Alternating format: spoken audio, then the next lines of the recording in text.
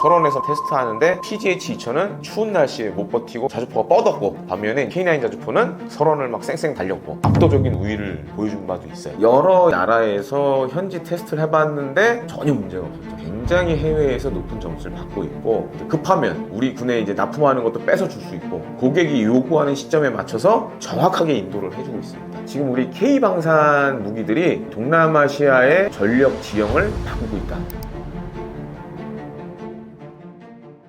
K9 자주포가 최신 전장 환경에서 보여준 전술적 장점과 외신에서 평가받는 압도적 억지력의 근거는 무엇인가요? 일단 K9 자주포 같은 경우에는 보통 자주포는 이제 두 가지 방식으로 분류가 됩니다. 바퀴, 트럭이나 장갑차에 달린 차륜형 자주포가 있고요. 그 다음에 이제 캐타필터, 이 궤도로 굴러가는 자주포가 있습니다. 근데 현재 K9 자주포는 이 궤도 방식의 자주포 가운데는 사실상 이제 넘버원이에요. 세계 넘버원이고 베스트셀러 자주포고, 우리 군하고 세계에 수출된 걸 다 포함해보면 한 1,500여 문 정도 지금, 혹은 1,500여 문 이상 이렇게 지금 수출도 됐고 운용도 되고 있습니다. 그리고 향후에 이제 추가적으로 수출까지 고려해 보면 요즘은 이런 평가가 나오고 있어요. 조만간 K9 자주포 2,000문 시대가 열린다. 그런데 이 K9 자주포가 사실 이제 K방산에 있어서 핵심적인 수출 무기 중에 하나예요. 근데 그렇게 된 원인이 뭐냐? 많은 분들 좀 기억하실 겁니다. 이제 연평도 포격 사건 때 당시 해병대 K9 자주포가 북한의 포탄이 막 떨어지는 가운데서도 정상적으로 작동하면서 대응 사격을 했어요. 물론 이제 그 중에 몇 대는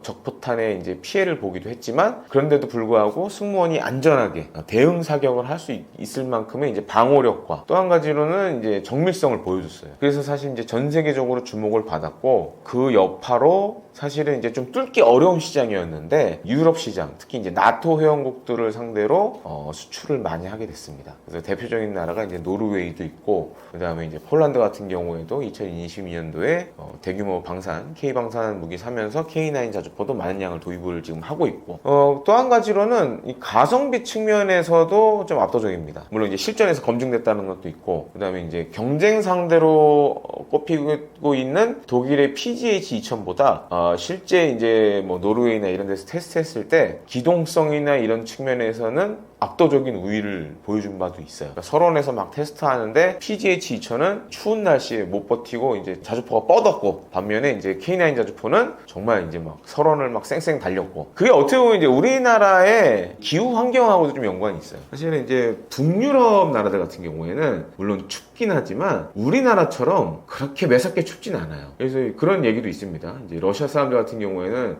러시아보다 오히려 한국이 더 춥다라는 얘기하는 사람들도 있어요. 그러니까 우리나라는 잘 보시면 겨울에 바람이 많이 불어요. 그리고 심지어 저도 이제 군생활 할 때 가봤는데, 저도 이제 포병이라 철원 가서 사실 깜짝 놀랐어요. 철원은 시베리아보다 추울 때가 있습니다, 실제로. 근데 그런 환경에서 K9 자주포가 정상적으로 작동을 해요. 대단한 거죠, 그게. 그리고 여름에는 지금 잘 아시잖아요. 여름에 거의 지금 30도는 기본이고 40도까지 뭐 어쩔 때는 육박하는 경우가 많은데, 그런 환경에서도 K9 자주포가 정상적으로 작동을 해요. 그래서 이제 K9 자주포 관련돼서 뭐 이제 수출국의 요구에 따라서 가서 현지 테스트를 많이 하는데, 이집트도 이제 우리나라 K9 자주포를 구매했는데 현지 테스트를 했을 때도 전혀 문제 없이 작동을 했고, 저도 사실 이제 과거에 일 때문에 이제 한번 이집트 갔다 왔는데, 아이러니한 게 여름 같은 경우에는 한국보다 이집트가 오히려 시원해요. 왜냐면 이집트는 습하지가 않다 보니까 건조해서 여름에 밤이 되면 오히려 춥습니다. 근데 온도는 30몇 도예요. 근데 여름 밤 날씨는 이집트가 훨씬 좋아요. 그래서 이제 이런 여러 이제 나라에서 현지 테스트를 해봤는데 전혀 문제가 없었죠. 이런 것들이 지금 굉장히 해외에서 높은 점수를 받고 있고, 또 한 가지 우리나라 사람들이 좀 빨리빨리 하는 게 있죠. 근데 해외 다른 이제 경쟁 국가들 같은 경우에는 특히 이제 애프터 서비스, AS 측면에서 고객의 요구를 받쳐주지 못하는 경우가 굉장히 많아요. 또 한 가지는 지금 이제 K9 자주포 같은 경우에는 주문하면 그야말로 이제 급하면 우리 군에 이제 납품하는 것도 뺏어줄 수 있고, 아니면 이제 고객이 요구하는 시점에 맞춰서 정확하게 인도를 해주고 있습니다. 그러니까 납기라는 부분, 그리고 이제 가성비라는 부분에서 굉장히 이제 장점을 가지고 있죠. 다만 성능은 이제 독일 같은 경우에는 최근에 이 궤도형 자주포 PGH 2000은 거의 이제 생산이 쪼그라들고 있고, 반면에 이제 차륜형 자주포로 많이 가고 있는데, 성능은 사실 이제 독일이 만든 RCH15 같은 경우에 사실 우리나라 K9 자주포보다는 성능은 더 좋아요. 근데 사실 이제 가격이 너무 비싸고 그 다음에 이제 납기가 좀 맞추기 어렵다라는 그런 문제가 있는 상황입니다. 첨단 AI 기술, 정밀 유도, 현지 생산 협력 등 K방산이 경쟁력을 확보한 혁신 전략은 어떤 구성 요소들로 이루어져 있나요?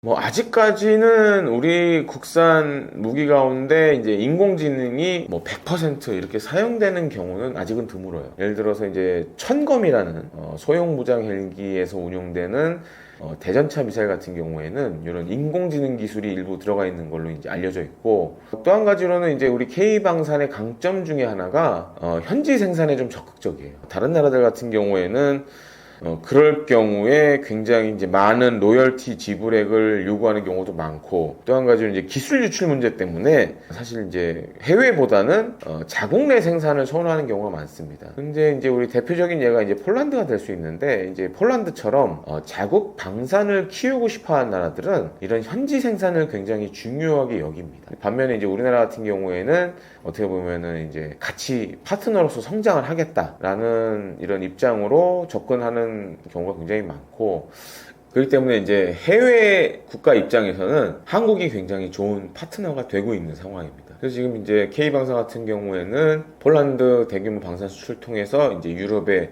어떻게 보면 우리 K방산의 근거지가 마련이 됐고, 또 알게 모르게 중동 몇몇 국가들과도 지금 여러 가지 방위산업 사업을 하고 있어요. 예를 들어서 뭐 포탄이라든가 소총탄 뭐 이런 것들도 합작으로 현지 생산하는 경우도 덜어 있고, 그 다음에 뭐 유도무기라든가 미사일 같은 것들도 지금 다양하게 많은 국가들과 협력을 하고 있는 상황입니다. K방산 무기의 실전 투입이 동남아시아 지역 군사력 균형에 어떤 영향을 미치고 있으며 지역 안보에 주는 시사점은 무엇인가요? 대표적인 게 이번 이 태국 캄보디아 충돌로 봐야 될 것 같아요. 캄보디아는 전투기가 단 한 대도 없고, 반면에 이제 태국 공군 같은 경우에는 전투기가 뭐 70여 대, 많게는 뭐 100대까지 있다는 얘기가 있는데, 그러다 보니까 이런 KGB 같은 우리 국산 정밀 유도 무기를 운용할 수 있는 그런 플랫폼을 갖고 있어요. 근데 이번에 잘 보시다시피 이제 캄보디아 군의 이런 사단 사령부를 정밀 타격했거든요. 그러니까 어떻게 보면 이제 캄보디아는 없는 태국만 갖고 있는 일종의 이제 게임 체인저 무기가 된 거죠. 그래서 지금 이제 태국 같은 경우에는 추후 아마 이제 KGB를 추가적으로 도입할 가능성이 굉장히 높습니다. 이번에 잘 써봤기 때문에, 그리고 실전에서 이제 한번 검증도 됐고, 그렇게 따져보면 지금 우리 K방산 무기들이 동남아시아의 어떻게 보면 전력 지형을 바꾸고 있다. 그러니까 중요한 역할을 하고 있다라고 보시면 맞을 것 같아요. 한국이 보유한 세계 최고 수준의 K드론 탐지 레이더 기술은 드론 전쟁 패러다임 속에서 어떤 역할을 수행하며 실제 전장에서 어떤 위협을 차단할 수 있나요? 이제 뭐 일각에서는 우리나라가 세계 최고 수준의 뭐 드론 탐지 레이더 기술을 갖고 있다고 하는데, 그래서 좀 그 주장을 하는 분이 왜 이런 얘기를 하는지 모르겠는데, 가장 큰 문제는 뭐 이제 업체들, 이제 우리나라에도 이런 드론 탐지 레이더를 만드는 업체들이 꽤 있습니다. 대부분이 이제 약간 이제 스타트업이나 중소기업들이고, 근데 이런 레이더들을 이제 사실은 군에서 써야 돼요. 그래야 이제 해외 수출도 하고 하는데, 아직은 우리 군이 이런 대드론 탐지 레이더를 적극적으로 도입하고 있는 상황은 아니에요. 그리고 이제 세계적인 수준과 좀 비교를 해보자면, 사실 이 드론 탐지 레이더 관련돼서는 미국, 중국이 제일 앞서 있고, 특히 이제 미국 같은 경우에는 우리나라는 안 가지고 있는 아주 첨단 이 드론 기술을 갖고 있어요. 그게 뭐냐면, 아마 이제 스타크래프트 게임 해보신 분들은 아실 겁니다. 이제 우리가 보통 고스트가 뭐 EMP 쏘고 막 이러잖아요. 실제로 이제 미국은 어떤 기술을 갖고 있냐, 그거 비슷한 건데 하이 파워 마이크로웨이브라는 걸 사용해서 드론을 격추시키는 것까지 하고 있어요. 그래서 이게 우리 눈에 보이지는 않지만 강력한 전자파를 쏴서, 예를 들어서 이제 군집 드론들, 드론이 수십 대 수백 대가 날려온다. 이걸 막으려면 사실 뭐 대공포를 쏘기도 하지만 이런 HPM처럼 EMP 성능을 가진 그런 전자파 기술을 쓰면 훨씬 효과적입니다. 그러니까 일종의 그걸 한번 빵 쏘면 한 뭐 20대 100여 대 되는 드론들이 한꺼번에 떨어져요. 그래서 현재 드론 탐지나 대드론 관련된 기술은 미국이 가장 앞서 있고, 중국도 굉장히 열심히 하고 있습니다. 물론 이제 우리나라도 여러 뭐 큰 방산업체라든가 중소방산업체에서 대드론 관련된 것들을 하고 있지만, 아직은 그 선진국 수준의 그런 기술이나 노하우를 갖고 있진 않아요. 더 중요한 거는 이게 드론 같은 경우에는 사실 이제 군이 좀 이 도입을 해야 우리가 수출도 하고 하는데 아직은 좀 거의 그것과 관련된 예산도 적고 적극적으로 도입도 안 이루어지고 있어서 사실 세계적 추세와는 좀 동떨어져 있다 이렇게 말씀을 드리고 싶습니다. 실제 전장에서 인정받은 K방산 무기들의 강점과 한국 방위산업이 글로벌 시장에서 지속적인 성장을 위해 집중해야 할 방향성은 무엇인가요? 어느 나라든 방산 수출을 할 때 이제 핵심은 그겁니다. 그러니까 만든 무기들이 실전에서 검증을 받았냐. 그게 굉장히 중요한데, 우리 국산 무기 중에서 실제 지금 검증된 무기는 뭐 K9 자주포, 그 다음에 요번에 이제 뭐 KGGB도 그렇고, 그 다음에 현궁, 뭐 이런 몇 가지 무기들이 있긴 해요. 근데 아직 대다수 무기들은 실전에서 이제 검증을 받지는 못한 상황입니다. 다만 이제 실제에서 검증을 못 받았다고 해서 그게 수출에 꼭 이게 핵심은 아니에요. 그러니까 이제 우리 군에서 얼마만큼 잘 쓰여지고 있냐, 그리고 도입국들의 테스트를 통해서 이게 다 또 확인이 됩니다. 그런 측면에서 지금 우리나라에서 만든 무기들이 실제로 이제 해외에서 많이 인정을 받고 있고. 근데 이제 앞으로 좀 우리가 좀 집중을 해야 될 게 뭐냐면 어찌됐든 간에 인공지능이라든가 유인 체계와 무인 체계가 이제 복합적으로 작동하는 유무인 복합 같은 경우에는 이게 이제 미래전의 새로운 트렌드예요. 그래서 이런 것들을 어떻게 잘 만들어서 우리 군에서 사용을 할 거냐. 왜냐면 우리 군에서 사용을 안 하면 일단 해외 도입국들이 관심이 없어요. 왜냐면 군에서 써보고 검증이 돼야 되는 그런 과정들이 필요하기 때문에.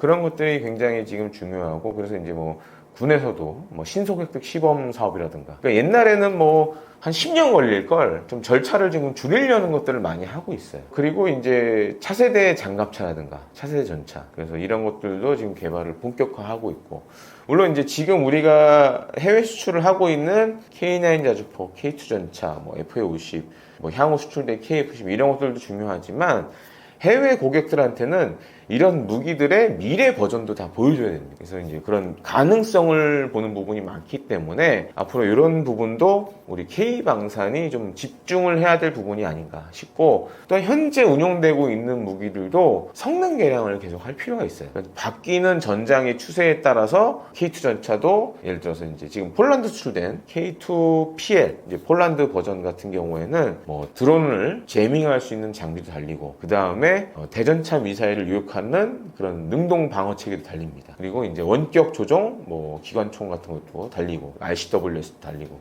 그래서 이런 좀 성능 개량을 통해서 좀 경쟁력을 계속 유지할 필요가 있다라고 보여집니다. 떠먹여주는 TV도 구독과 좋아요, 알림 설정 부탁드리고요. 제가 운영하는 대영제국도 좀 많이 찾아와 주셔서 시청해 주셨으면 감사하겠습니다. 고맙습니다.